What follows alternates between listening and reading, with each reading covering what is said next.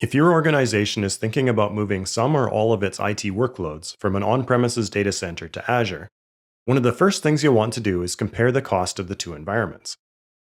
This can be a daunting task, because not only do you have to figure out how much everything will cost on Azure, but you also have to make sure you include all of your current costs for your on-premises infrastructure.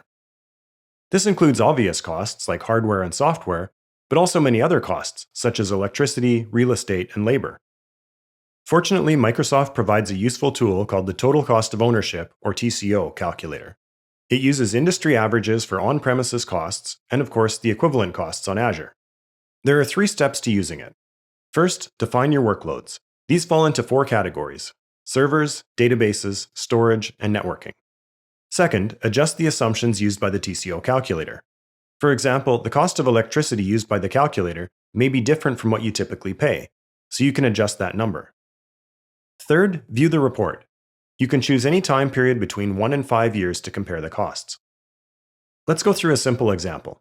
Suppose we want to move these workloads to Azure: 20 Windows-based web servers running on Hyper-V, 2 physical SQL servers, and 1 terabyte of storage. The TCO calculator is at this URL. You don't need to have an Azure subscription to access it, of course, because the whole idea is to use it before you migrate your workloads to Azure. Okay, first we need to define our workloads, starting with servers. Let's give this workload a name. We'll call it web servers.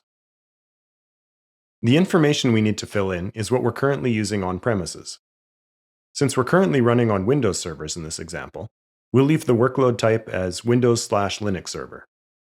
Since I said that the 20 web servers are running on Hyper-V, we need to change this to virtual machines.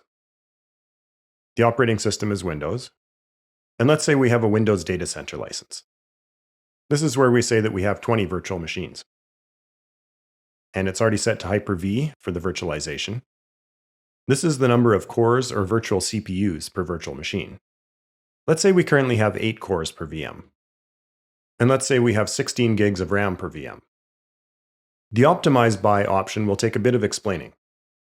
When the calculator comes up with recommendations for Azure virtual machines, it tries to find a VM size that's an exact match for the number of cores and gigs of RAM we specified. If it finds an exact match, then it ignores the Optimize By setting.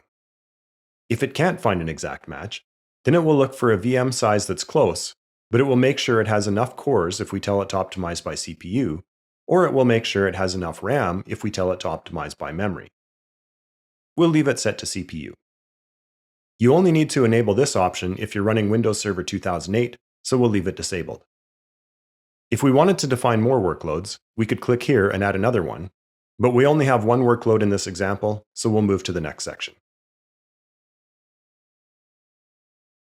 I said we have 2 SQL servers, so we'll click Add Database. Let's call it SQL servers. All of these options match our example, so we'll leave them with the defaults. We need to change the servers to 2 though. And let's put 2 processors per server, 4 cores per processor, and 8 gigs of RAM per server. Down here we need to tell it which Azure service we want to use, because there are a few options. The one that's the most compatible with SQL Server is SQL Database Managed Instance, so we'll set it to that. I'll leave these options as is, but let's say we need 1,000 gigs of backup storage. Now we'll fill in the storage section.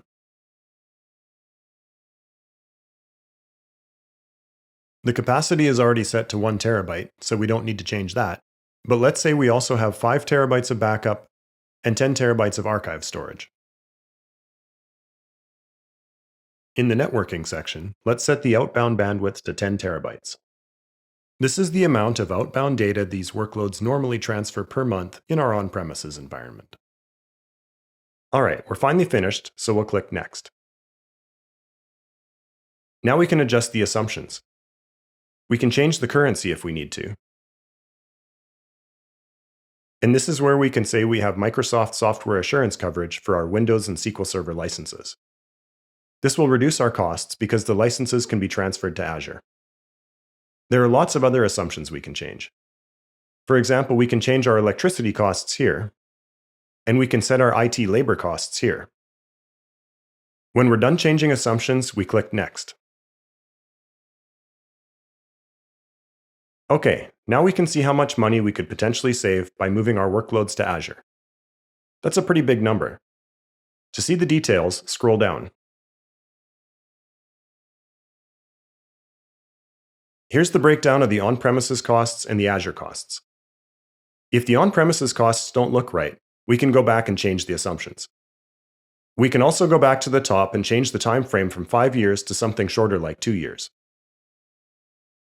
As you'd expect, that changes the cost savings. And that's it for the TCO calculator.